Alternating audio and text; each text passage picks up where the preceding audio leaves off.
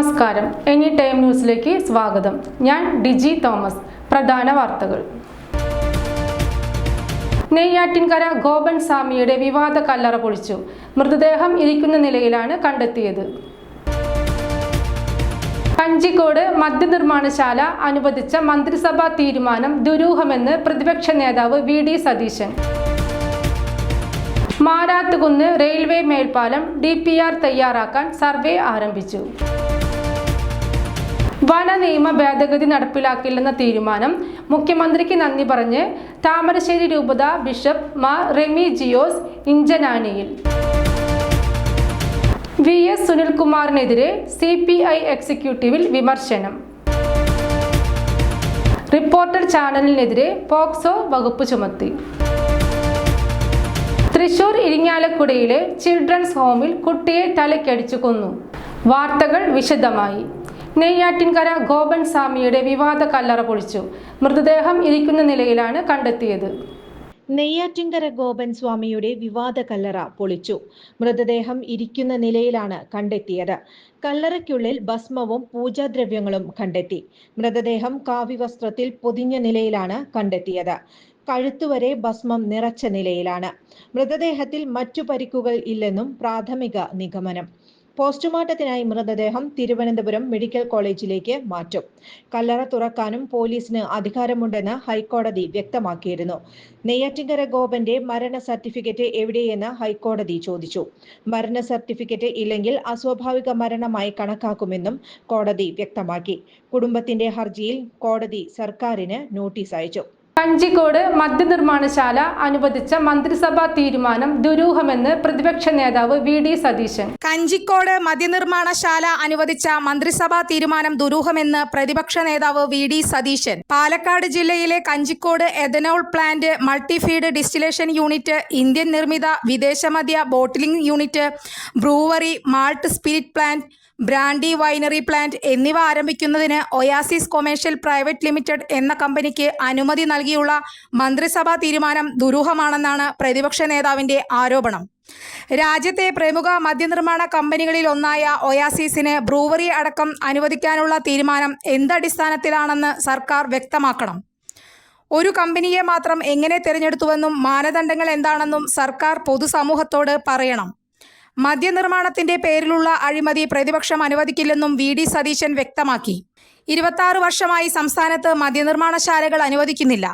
ആരെങ്കിലും അപേക്ഷിച്ചാൽ മദ്യനിർമ്മാണശാലകൾ അനുവദിക്കേണ്ടതില്ലെന്നും 1999 നയപരമായ തീരുമാനം എടുത്തിട്ടുണ്ടെന്നും പറഞ്ഞ് തിരസ്കരിക്കുകയായിരുന്നു പതിവ്. 2018 ബ്രൂവറി അനുവദിക്കാൻ ഒളിച്ചും പാത്തും സർക്കാർ നീക്കം നടത്തിയിരുന്നു. അത് പ്രതിപക്ഷം പൊളിച്ചു. അന്ന് പൊളിഞ്ഞ അഴിമതി നീക്കം തുടർഭരണത്തിന്റെ അഹങ്കാരത്തിൽ വീണ്ടും നടത്താനാണ് പിണറായി സർക്കാർ ശ്രമിക്കുന്നതെന്നും പ്രതിപക്ഷ നേതാവ് കുറ്റപ്പെടുത്തി. 1999 മുതൽ കൈക്കൊണ്ടിരുന്ന നിലപാടിൽ എങ്ങനെ മാറ്റം വന്നു എന്നതും ഇപ്പോൾ ഈ കമ്പനിയെ മാത്രം തിരഞ്ഞെടുത്തതും ദുരൂഹത വർദ്ധിപ്പിക്കുന്നു. ജലദൗർബല്യം രൂക്ഷമായ പാലക്കാടിനെ ഈ യൂണിറ്റ് എങ്ങനെ ബാധിക്കുമെന്ന ആശങ്കയും ഉണ്ട്. ഭൂഗർഭജലം ഊറ്റിയെടുത്ത കൊക്കക്കോള കമ്പനിയെ വർഷങ്ങൾ നീണ്ട സമരത്തിനൊടുവിലാണ് പ്ലാച്ചിമടയിൽ നിന്നും പുറത്താക്കാനായത്. അത്തരമൊരു സ്ഥിതിവിശേഷം വീണ്ടും ഉണ്ടാക്കരുതെന്നും പ്രതിപക്ഷ നേതാവ് ആവശ്യപ്പെട്ടു. സർക്കാരിന്റെ പ്രഖ്യാപിത നയപരിപാടിക്ക് വിരുദ്ധമായാണ് ഇപ്പോൾ എടുത്തിരിക്കുന്ന തീരുമാനം. സുതാര്യമല്ലാത്ത ഈ തീരുമാനത്തിന് പിന്നിൽ വൻ അഴിമതി നടന്നിട്ടുണ്ടെന്ന് വ്യക്തമാണെന്നും വാർത്താക്കുറിപ്പിൽ വി.ഡി. സതീശൻ ആരോപിച്ചു. മാരാത്തുകുന്ന് റെയിൽവേ മേൽപ്പാലം DPR തയ്യാറാക്കാൻ സർവേ ആരംഭിച്ചു. എങ്കക്കാട് മാരാത്തുകുന്ന് റെയിൽവേ ഗേറ്റ് ഒഴിവാക്കി മേൽപ്പാലം നിർമ്മിക്കുന്നതിനായി ജനറൽ അറേഞ്ച്മെന്റ് ഡ്രോയിങ്ങും വിശദ പദ്ധതി രേഖയും തയ്യാറാക്കുന്നതിനായി പ്രാഥമിക സർവേ നടപടികൾ ആരംഭിച്ചു. സേവ്യർ ചിറ്റലപ്പള്ളി MLA നേതൃത്വത്തിൽ ജനപ്രതിനിധികളും RBDCKയുടെ ഉന്നത ഉദ്യോഗസ്ഥരും കൺസൾട്ടൻസി പ്രതിനിധികളും സ്ഥലം സന്ദർശിച്ചു. ഓട്ടുപാറ ടൗണിൽ നിന്നും എങ്കക്കാട് മാരാത്തുകുന്ന് പ്രദേശങ്ങളിലൂടെ തെക്കങ്കര പഞ്ചായത്തിനെയും വാഴാനി വിനോദസഞ്ചാര കേന്ദ്രത്തിനെയും ബന്ധിപ്പിക്കുന്ന പ്രധാന പാതയിലെ ലെവൽ ക്രോസുകൾ വലിയ യാത്രാ ദുരിതമാണ് സമ്മാനിക്കുന്നത്. ഇതിന് പരിഹാരമായി ലെവൽ ക്രോസുകൾ ഒഴിവാക്കി മേൽപ്പാലം നിർമ്മിക്കണമെന്നത് ഏറെക്കാലമായുള്ള ആവശ്യമാണ്. സംസ്ഥാന സർക്കാർ 36 മേൽപ്പാലങ്ങളുടെ നിർമ്മാണത്തിനായി പദ്ധതി തയ്യാറാക്കാൻ RBDCKയുടെ ചുമതലപ്പെടുത്തുകയും അതിൽ മാരാത്തുകുന്ന് മേൽപ്പാലത്തെ ഉൾപ്പെടുത്തുകയും ചെയ്തിരുന്നു. GAD, DPR എന്നിവ തയ്യാറാക്കുന്നതിനായി ടെൻഡർ നടപടികളുടെ ഇൻഫ്രാസ്ട്രക്ചർ എഞ്ചിനീയറിംഗ് പ്രൈവറ്റ് ലിമിറ്റഡ് എന്ന കമ്പനിയെ തെരഞ്ഞെടുത്തു. ഇതിനെ തുടർന്നാണ് ജനപ്രതിനിധികളുടെ നേതൃത്വത്തിൽ ഉന്നത ഉദ്യോഗസ്ഥർ സ്ഥലം സന്ദർശിച്ചത്. പ്രാഥമിക സർവേയുടെ നടപടികൾ ആരംഭിച്ചതായി സേവ്യർ ചിറ്റലപ്പള്ളി MLA അറിയിച്ചു. മേൽപ്പാലത്തിന്റെ ഭാഗമായി നിലവിലെ കെട്ടിടങ്ങൾ, റോഡുകൾ, സ്ഥലങ്ങൾ, വൈദ്യുതി ലൈനുകൾ, ബന്ധിക്കപ്പെടുന്ന മറ്റു കാര്യങ്ങൾ എന്നിവ സർവേയിലൂടെ കണ്ടെത്തുകയും സാമൂഹിക പാരിസ്ഥിതിക ആഘാതം പരമാവധി കുറച്ചുകൊണ്ടുള്ള ROB അലൈൻമെന്റ് തയ്യാറാക്കി ചർച്ചകൾക്ക് ശേഷം GAD, DPR എന്നിവ തയ്യാറാക്കും. സമയബന്ധിതമായി സർവേ നടപടികൾ പൂർത്തിയാക്കി ചർച്ചകൾക്ക് ശേഷം മേൽപ്പാലത്തിന്റെ അലൈൻമെന്റ് തീരുമാനിച്ച് അതിനനുസൃതമായി GAD തയ്യാറാക്കി റെയിൽവേക്ക് സമർപ്പിക്കുകയും മേൽപ്പാലം നിർമ്മിക്കാൻ റെയിൽവേയുടെ അനുമതി തേടുകയും ചെയ്യുമെന്ന് MLA അറിയിച്ചു. സർവേ നടപടികൾക്ക് ശേഷം തയ്യാറാക്കുന്ന DPR സർക്കാരിലേക്ക് സമർപ്പിക്കും.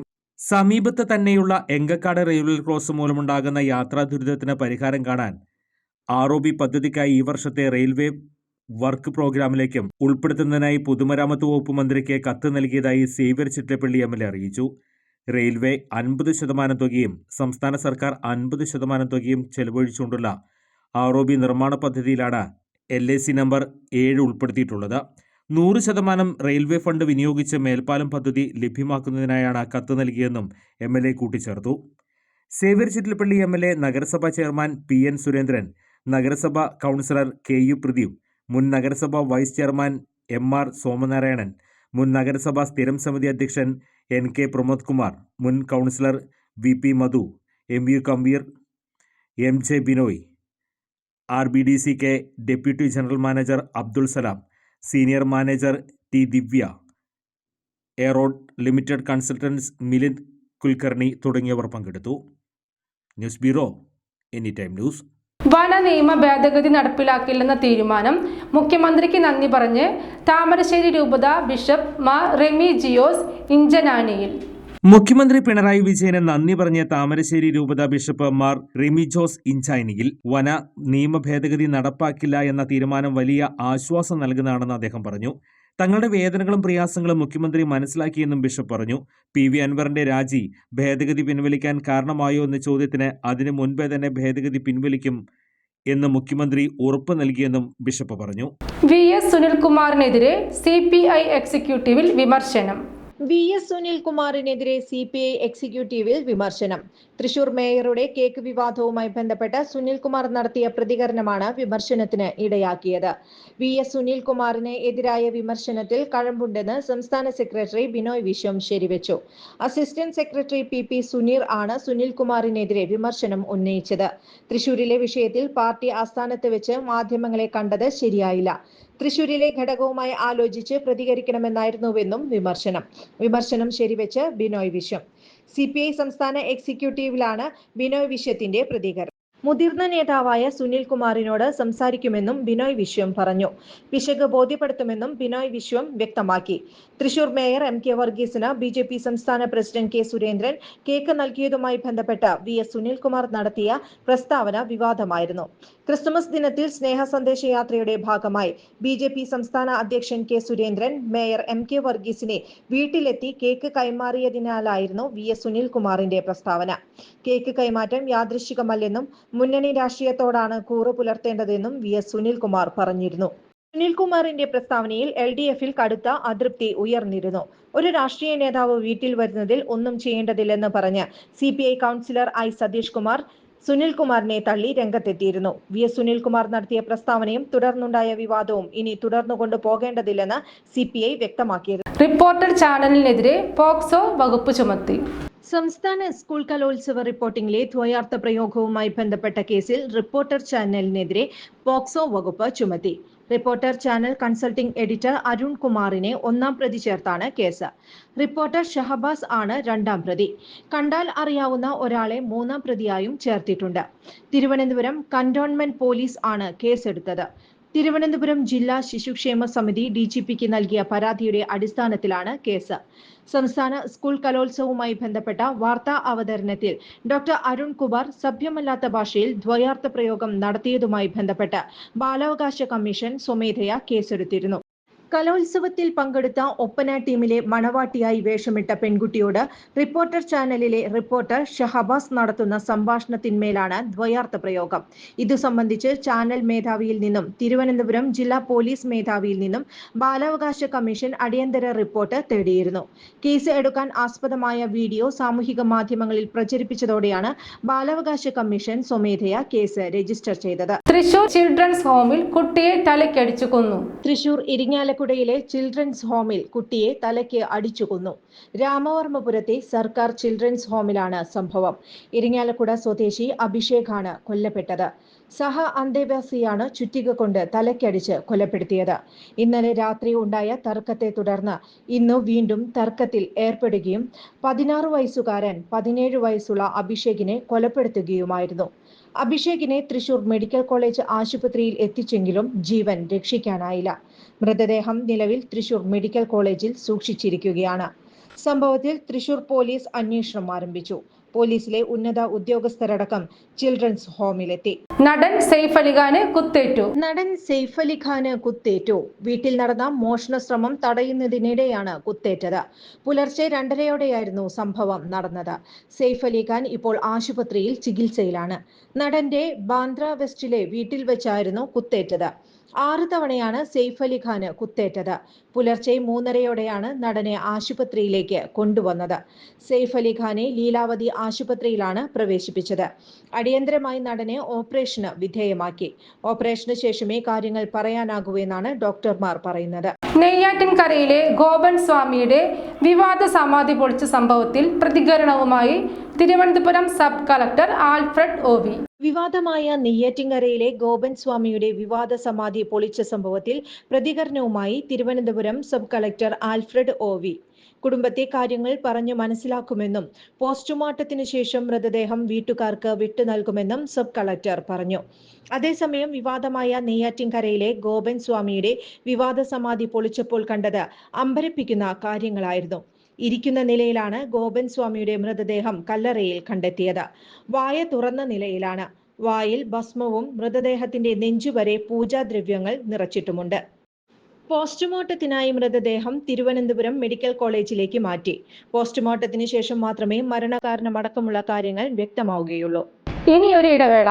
പ്രായം എത്രയായാലും ഒന്ന് നടക്കാൻ ആഗ്രഹിക്കാത്തവർ ലോകത്തെവിടെയും ഉണ്ടാവില്ല. ലോകമെമ്പാടുമുള്ള ജനങ്ങളെ ഏതാണ്ട് ഒരേ രീതിയിൽ അലട്ടുന്ന പ്രശ്നമാണ് മുട്ടുതേയ്മാനം. 45 കഴിഞ്ഞവർക്ക് മുട്ടുതേയ്മാനം കണ്ടുവരുന്നുണ്ട്. മുട്ടുതേയ്മാനം സംഭവിച്ചവർ മുട്ടുമടക്കാൻ പോലും കഴിയാതെ വീടിനുള്ളിൽ ഒതുങ്ങിക്കൂടേണ്ടി വരുന്ന അവസ്ഥയാകും. അത്തരം രോഗികളുടെ ജീവിതം തന്നെ മാറുന്ന വിധത്തിൽ നൂതന സാങ്കേതിക വിദ്യ ഉപയോഗിച്ചുള്ള ശസ്ത്രക്രിയ പ്രചാരം നേടിക്കഴിഞ്ഞു. കൃത്രിമ മുട്ട് മാറ്റിവെക്കുന്നതിനായി സാങ്കേതിക വിദ്യ സ്വന്തം പരീക്ഷണാടിസ്ഥാനത്തിൽ കണ്ടെത്തുകയും അതിൽ വിജയം കാണുകയും ചെയ്ത വ്യക്തിയാണ് ഡോക്ടർ പ്രേംകുമാർ. വടക്കാഞ്ചേരിയിലെ മാക്സ് കെയർ ഹോസ്പിറ്റലിലാണ് ഡോക്ടർ സർവീസ്. ഇവരുടെ ഈ സേവനം എന്നെ കേൾക്കുന്ന നിങ്ങൾക്ക് ആർക്കെങ്കിലും ആവശ്യമുണ്ടെങ്കിൽ ഡോക്ടറെ കോൺടാക്ട് ചെയ്യണം. അങ്ങനെ നിങ്ങളുടെ ബുദ്ധിമുട്ടുകൾ മാറ്റട്ടെ. ഞാൻ എൻ്റെ ജീവിതത്തിൽ എത്ര ചിന്തിക്കാറുള്ളൂ. ഞാൻ കാരണം ഒരു മനുഷ്യന്റെ ബുദ്ധിമുട്ടുകൾ മാറ്റാൻ പറ്റിയാൽ, എല്ലാ ബുദ്ധിമുട്ടും അവരുടെ മാറ്റാൻ നമുക്ക് പറ്റില്ല, ഒരു ബുദ്ധിമുട്ടെങ്കിലും മാറ്റാതെ രണ്ടെണ്ണം മാറ്റല്ലേ? രണ്ട് ബുദ്ധിമുട്ട് മാറ്റാം കേട്ടാ. കാലിന്റെ മുട്ടിന്റെ ബുദ്ധിമുട്ട് അത് നമ്മൾ മാറ്റി തരും. ചുരുക്കി പറഞ്ഞാൽ ഈ വടക്കാഞ്ചേരിക്കാരൻ ഡോക്ടർ പ്രേംകുമാറിന് മുന്നിൽ മുട്ടുമടക്കാത്തവർ ആരും ഉണ്ടാകില്ല. വാർത്തകൾ തുടരുന്നു. വന നിയമ ഭേദഗതി ബില്ലിൽ ജനങ്ങളോട് യുദ്ധപ്രഖ്യാപനത്തിനില്ലെന്ന് മന്ത്രി എ.കെ. ശശീന്ദ്രൻ. വനം നിയമ ഭേദഗതി ബില്ലിൽ ജനങ്ങളോട് യുദ്ധപ്രഖ്യാപനത്തിനില്ലെന്ന് മന്ത്രി എ.കെ. ശശീന്ദ്രൻ. കർഷക വിരുദ്ധ നിലപാടുള്ള ഗവൺമെന്റാണെന്നുള്ള ഗൂഢാലോചന നടന്നു. പ്രക്ഷോഭത്തിന് വന്നവരിൽ സതുദ്ദേശമുള്ളവരല്ല. ഇപ്പോൾ ഈ നിയമം ആവശ്യമില്ല. അത് ജനങ്ങളെ ബോധ്യപ്പെടുത്തി മുന്നോട്ടു പോകും. വനം നിയമ ഭേദഗതി പൊതുസമൂഹത്തിന്റെ അഭിപ്രായങ്ങൾ അനുസരിച്ച് മുന്നോട്ടു പോകും. മലയോര കർഷകരെ സർക്കാരിനെതിരാക്കാൻ ശ്രമം നടക്കുന്നുവെന്നും മന്ത്രി കോട്ടയത്ത് പറഞ്ഞു. ISROയുടെ സ്പേസ് ഡോക്കിംഗ് പരീക്ഷണം വിജയകരമെന്ന് റിപ്പോർട്ടുകൾ. ISROയുടെ സ്പേസ് ഡോക്കിംഗ് പരീക്ഷണം വിജയകരമെന്ന് റിപ്പോർട്ടുകൾ. ബഹിരാകാശത്ത് വെച്ച് ടാർഗറ്റ്, ചേസർ എന്നീ ഉപഗ്രഹങ്ങൾ കൂട്ടിയോജിപ്പിച്ചാണ് ISRO പരീക്ഷണം വിജയിപ്പിച്ചത്. ഔദ്യോഗിക പ്രഖ്യാപനം ഉടൻ ഉണ്ടാകും. 2024 ഡിസംബർ 30 സതീഷ് ധവാൻ ബഹിരാകാശ നിലയത്തിൽ നിന്നാണ് സ്പെയ്ഡെക്സ് ദൗത്യത്തിനുള്ള റോക്കറ്റ് വിക്ഷേപിച്ചത്. 220 കിലോഗ്രാം വീതം ഭാരമുള്ള ചേസർ അഥവാ SDX-01, ടാർഗറ്റ് അഥവാ SDX-02 എന്നിവയാണ് യോജിപ്പിച്ചത്. ഈ സാങ്കേതിക വിദ്യ കൈവരിക്കുന്ന 4ാമത്തെ രാജ്യമായി ഇന്ത്യ മാറും. റഷ്യ, US, ചൈന എന്നിവയാണ് ബഹിരാകാശത്ത് ഡോക്കിംഗ് സാധ്യമാക്കിയ മറ്റു രാജ്യങ്ങൾ. ബഹിരാകാശത്ത് വെച്ച് 2 ഉപഗ്രഹ ഭാഗങ്ങളെ കൂട്ടിയോജിപ്പിക്കാനുള്ള സാങ്കേതിക വിദ്യ സ്വന്തമാക്കാനുള്ള ഇന്ത്യയുടെ ദൗത്യമാണ് സ്പെയ്ഡെക്സ്. ഗഗൻയാൻ 2, ചന്ദ്രനിൽ നിന്ന് സാമ്പിൾ ഭൂമിയിലെത്തിക്കാനുള്ള ദൗത്യം, ബഹിരാകാശ നിലയം എന്നിവ ഉൾപ്പെടെ ഇന്ത്യയുടെ ഭാവി ബഹിരാകാശ ദൗത്യങ്ങൾക്ക് ഈ സാങ്കേതിക വിദ്യ നിർണായക പങ്കുവഹിക്കും. 5 ദിവസത്തിൽ കൂടുതൽ ഫയൽ കയ്യിൽ വെച്ചിരുന്നാൽ സ്ഥാനം തെറിക്കുമെന്ന് മുന്നറിയിപ്പുമായി ഗതാഗത മന്ത്രി. 5 ദിവസത്തിൽ കൂടുതൽ ഫയൽ കയ്യിൽ വെച്ചിരുന്നാൽ സ്ഥാനം തെറിക്കുമെന്ന മുന്നറിയിപ്പുമായി ഗതാഗത മന്ത്രി. ഗതാഗത വകുപ്പിന് കീഴിലുള്ള സ്ഥാപനങ്ങൾക്ക് ഫയൽ പരിശോധനയിൽ കർശന നിർദ്ദേശം നൽകി സർക്കുലർ പുറത്തിറങ്ങി. ഗതാഗത മന്ത്രിയുടെ ഓഫീസിന്റെ നിർദ്ദേശപ്രകാരമാണ് ഗതാഗത സെക്രട്ടറി കെ വാസുകി ഉത്തരവിറക്കിയത്. മതിയായ കാരണമില്ലാതെ ഒരു സീറ്റിലും സെക്ഷനിലും ഫയൽ 5 ദിവസത്തിൽ കൂടുതൽ പിടിച്ചുവെക്കരുത്. ഈ ഓഫീസ് സംവിധാനമുള്ള ഓഫീസുകളിൽ ആഴ്ചയിൽ ഒരിക്കൽ ഈ സംവിധാനം പരിശോധിക്കാനും അതിന്റെ റിപ്പോർട്ട് സമർപ്പിക്കാനും ഒരു ഉദ്യോഗസ്ഥനെ ചുമതലപ്പെടുത്തണം. 5 ദിവസത്തിൽ കൂടുതൽ ദിവസം ഫയൽ തീർപ്പാക്കാതെ വെച്ചാൽ ആ ഉദ്യോഗസ്ഥനെ എത്രയും വേഗം ചുമതലയിൽ നിന്ന് മാറ്റുകയോ അല്ലെങ്കിൽ സ്ഥലം മാറ്റുകയോ ചെയ്യണം. MVD, KSRTC, KSRTC Swift, KTDFC, സംസ്ഥാന ജലഗതാഗത വകുപ്പ്, ശ്രീ ചിത്ര കോളേജ് ഓഫ് എഞ്ചിനീയറിംഗ് എന്നീ സ്ഥാപനങ്ങൾക്കാണ് ഉത്തരവ് ബാധകമാവുന്നത്. രാമവർമ്മപുരം സർക്കാർ ചിൽഡ്രൻസ് ഹോമിൽ 17കാരൻ കൊല്ലപ്പെട്ട സംഭവത്തിൽ പ്രതികരണവുമായി തൃശൂർ ജില്ലാ കളക്ടർ. ചിൽഡ്രൻസ് ഹോമിൽ 15 വയസ്സുകാരൻ 17 വയസ്സുകാരനെ ചുറ്റിക തലക്കടിച്ചു കൊന്ന സംഭവത്തിൽ പ്രതികരണവുമായി തൃശൂർ ജില്ലാ കളക്ടർ അർജുൻ പാണ്ഡ്യൻ. കെയർടേക്കർമാർക്ക് വീഴ്ച പറ്റിയിട്ടുണ്ടോ എന്ന് അന്വേഷിക്കുമെന്നും വീഴ്ച കണ്ടെത്തിയാൽ കർശന നടപടിയെടുക്കുമെന്നും കളക്ടർ വ്യക്തമാക്കി. കെയർടേക്കർമാർക്കെതിരെ അന്വേഷണം നടത്തുമെന്നും കളക്ടർ കൂട്ടിച്ചേർത്തു. ഇന്നലെ വൈകിട്ട് 2 കുട്ടികൾ തമ്മിൽ തർക്കമുണ്ടായിരുന്നു. പക്ഷേ ഇന്നലെ തന്നെ പ്രശ്നം പരിഹരിച്ചിരുന്നു. തർക്കത്തിനിടയിൽ 15കാരന് പരിക്കുണ്ടായിരുന്നു. അതിൽ പ്രകോപിതനായാണ് ഇന്ന് രാവിലെ തർക്കമുണ്ടായെന്നും ജില്ലാ കളക്ടർ അർജുൻ പാണ്ഡ്യൻ പ്രതികരിച്ചു. ഗുരുവായൂരിൽ വൻ ഭക്തജനത്തിരക്ക്. ഗുരുവായൂരിൽ വൻ ഭക്തജനത്തിരക്ക്. മകരവിളക്ക് കഴിഞ്ഞ് മടങ്ങുന്ന തമിഴ്നാട്, കർണാടക തുടങ്ങിയ സ്ഥലങ്ങളിലുള്ള ഭക്തന്മാർ ഗുരുവായൂരിലെത്തിയതാണ് തിരക്ക് വർദ്ധിക്കാൻ കാരണമായത്. തിരക്ക് നിയന്ത്രിക്കാൻ പോലീസ് സംവിധാനമുണ്ടെങ്കിലും ക്ഷേത്രം സെക്യൂരിറ്റി ജീവനക്കാരുടെ പ്രവർത്തനം പരാജയമായിരുന്നു. ഗുരുവായൂരപ്പ സന്നിധിയിൽ തടിച്ചുകൂടിയ അന്യസംസ്ഥാന ഭക്തരെ നിയന്ത്രിക്കാൻ സെക്യൂരിറ്റി ജീവനക്കാർക്ക് കഴിയാതെ വന്നു. ഉദയാസ്തമന പൂജയായതിനാൽ ക്ഷേത്രത്തിലെ ശീവേലി ചടങ്ങുകൾ രാത്രി 12 മണിവരെ നീണ്ടിരുന്നു. മലയാളിയായ ജസ്റ്റിസ് കെ വിനോദ് ചന്ദ്രൻ സുപ്രീം കോടതി ജഡ്ജിയായി സത്യപ്രതിജ്ഞ ചെയ്തു. മലയാളിയായ ജസ്റ്റിസ് കെ വിനോദ് ചന്ദ്രൻ സുപ്രീം കോടതി ജഡ്ജിയായി ഇന്ന് സത്യപ്രതിജ്ഞ ചെയ്തു. രാവിലെ 10:30 സത്യപ്രതിജ്ഞാ ചടങ്ങുകൾ. എറണാകുളം ജില്ലയിലെ നോർത്ത് പറവൂർ സ്വദേശിയാണ് ജസ്റ്റിസ് കെ വിനോദ് ചന്ദ്രൻ. കേരള ഹൈക്കോടതി ജഡ്ജിയായും പറ്റ്ന ഹൈക്കോടതി ചീഫ് ജസ്റ്റിസായും സേവനമനുഷ്ഠിച്ചിട്ടുണ്ട്. വിനോദ് ചന്ദ്രൻ ചുമതല ഏൽക്കുന്നതോടെ സുപ്രീം കോടതിയിലെ ജഡ്ജിമാരുടെ എണ്ണം ചീഫ് ജസ്റ്റിസ് ഉൾപ്പെടെ 34 ആകും. സുപ്രീം കോടതി ചീഫ് ജസ്റ്റിസ് സഞ്ജീവ് ഖന്ന അധ്യക്ഷനായ കൊളീജിയമാണ് ജസ്റ്റിസ് കെ വിനോദ് ചന്ദ്രനെ ശുപാർശ ചെയ്തത്. 2011 നവംബറിൽ കേരള ഹൈക്കോടതി ജഡ്ജിയായി നിയമിക്കപ്പെട്ട ജസ്റ്റിസ് വിനോദ് ചന്ദ്രൻ 2023 മാർച്ചിലാണ് പറ്റ്ന ഹൈക്കോടതി ചീഫ് ജസ്റ്റിസായി നിയമിതനായത്. വൈവിധ്യമേറിയ നിയമമേഖലകളിൽ പ്രാപ്തി തെളിയിച്ച ന്യായാധിപനാണ് ജസ്റ്റിസ് വിനോദ് ചന്ദ്രനെന്ന് കൊളീജിയം പുറത്തിറക്കിയ കുറിപ്പിൽ വ്യക്തമാക്കുന്നു. കേരള ലോ അക്കാദമി ലോ കോളേജിൽ നിന്നും നിയമബിരുദം നേടിയ ജസ്റ്റിസ് വിനോദ് ചന്ദ്രൻ 1991 മുതൽ അഭിഭാഷകനായി പ്രാക്ടീസ് തുടങ്ങി. 2007 മുതൽ 2011 വരെ സംസ്ഥാന സർക്കാർ പ്ലീഡറായി. 2011 നവംബറിൽ കേരള ഹൈക്കോടതി അഡീഷണൽ ജഡ്ജിയായി. തുടർന്ന് 2013 അവിടെ തന്നെ സ്ഥിരം ജഡ്ജിയായി. 2023 മാർച്ചിൽ പാറ്റ്ന ഹൈക്കോടതി ജഡ്ജിയായി സത്യപ്രതിജ്ഞ ചെയ്തു. മുണ്ടത്തിക്കോട് പാതിരാക്കോട്ടുകാവ് ഭരണിവേല വടക്കുമുറി വിഭാഗം കമ്മിറ്റി ഓഫീസ് ഉദ്ഘാടനം നടന്നു. മുണ്ടത്തിക്കോട് പാതിരിക്കോട്ടുകാവ് ഭരണിവേല വടക്കുമുറി വിഭാഗം കമ്മിറ്റി ഓഫീസ് പാതിരിക്കോട്ടുകാവ് കോമരം മാരാത്ത് വാസുദേവൻ ഭദ്രദീപം കൊളുത്തി ഉദ്ഘാടനം ചെയ്തു. പ്രസിഡന്റ് MN ലതീന്ദ്രൻ അധ്യക്ഷത വഹിച്ചു. Secretary baby, treasurer M Mohandas, നഗരസഭാ കൗൺസിലർമാരായ K Ajith Kumar, KN Prakashan, V Ananthakrishnan, Sreedharan കല്ലാട്ടുവളപ്പിൽ എന്നിവർ ആശംസകൾ നേർന്നു. IC ബാലകൃഷ്ണന്റെയും NC അപ്പച്ചന്റെയും ജാമ്യാപേക്ഷയിൽ കോടതി 18-ന് വിധി പറയും. DCC ട്രഷറർ NM വിജയന്റെ മരണത്തിൽ IC ബാലകൃഷ്ണന്റെയും ND അപ്പച്ചന്റെയും ജാമ്യാപേക്ഷയിൽ കോടതി 18-ന് വിധി പറയും. അന്വേഷണം പ്രാഥമിക ഘട്ടത്തിലായതിനാൽ പ്രതികൾ സാക്ഷികളെ സ്വാധീനിക്കുമെന്നും ജാമ്യം നൽകരുതെന്നുമാണ് പ്രോസിക്യൂഷന്റെ വാദം. സംഭവത്തിൽ ND അപ്പച്ചനും NM വിജയനും തമ്മിലുള്ള ഫോൺ റെക്കോർഡ് പ്രോസിക്യൂഷൻ ഹാജരാക്കി. ബാങ്ക് നിയമനത്തിൽ പണം വാങ്ങിയതിന്റെ തെളിവുണ്ടെന്നും ഫോൺ സംഭാഷണത്തിൽ ഇക്കാര്യങ്ങൾ വ്യക്തമാണെന്നും പ്രോസിക്യൂഷൻ കോടതിയെ അറിയിച്ചു. ഇനി കിട്ടാനുള്ള ഇരുവരുടെയും ഫോണുകൾ മാത്രമാണെന്നും പ്രോസിക്യൂഷൻ അറിയിച്ചു. പ്രതികളെ കസ്റ്റഡിയിലെടുത്ത് ചോദ്യം ചെയ്യണമെന്നാണ് പ്രോസിക്യൂഷന്റെ ആവശ്യം. വയനാട്ടിലെ പാർട്ടിക്ക് ലക്ഷങ്ങൾ സംഭാവന ലഭിച്ചിട്ടും വിജയന്റെ കടബാധ്യത തീർത്തില്ല. പാർട്ടിക്ക് വേണ്ടിയാണ് വിജയൻ പണം വാങ്ങിയത്. ബാങ്കിൽ ആളുകൾക്ക് ജോലി നൽകാൻ കഴിയാതെയായതോടെ വിജയൻ പ്രതിസന്ധിയിലായെന്ന് പോലീസിന് മൊഴി കിട്ടി. ഡയറിക്കുറിപ്പിൽ രേഖപ്പെടുത്തിയതും കത്തും തമ്മിൽ വ്യത്യാസമില്ലെന്നും പ്രോസിക്യൂഷൻ പറഞ്ഞു. പ്രധാന വാർത്തകൾ വീണ്ടും. നെയ്യാറ്റിൻകര ഗോപൻ സ്വാമിയുടെ വിവാദ കല്ലറ പൊളിച്ചു. മൃതദേഹം ഇരിക്കുന്ന നിലയിലാണ് കണ്ടെത്തിയത്. കഞ്ചിക്കോട് മദ്യനിർമ്മാണശാല അനുവദിച്ച മന്ത്രിസഭാ തീരുമാനം ദുരൂഹമെന്ന് പ്രതിപക്ഷ നേതാവ് VD സതീശൻ. മാരാത്തുകുന്ന് റെയിൽവേ മേൽപ്പാലം DPR തയ്യാറാക്കാൻ സർവേ ആരംഭിച്ചു. വന നിയമ ഭേദഗതി നടപ്പിലാക്കില്ലെന്ന തീരുമാനം മുഖ്യമന്ത്രിക്ക് നന്ദി പറഞ്ഞ് താമരശ്ശേരി രൂപത ബിഷപ്പ് മാർ റെമി ജിയോസ് ഇഞ്ചനാനിയിൽ. VS സുനിൽകുമാറിനെതിരെ CPI എക്സിക്യൂട്ടീവിൽ വിമർശനം. റിപ്പോർട്ടർ ചാനലിനെതിരെ പോക്സോ വകുപ്പ് ചുമത്തി. തൃശൂർ ഇരിങ്ങാലക്കുടയിലെ ചിൽഡ്രൻസ് ഹോമിൽ കുട്ടിയെ തലയ്ക്കടിച്ചു കൊന്നു. ഇതോടെ ഈ വാർത്താ ബുള്ളറ്റിൻ അവസാനിച്ചു. നന്ദി, നമസ്കാരം.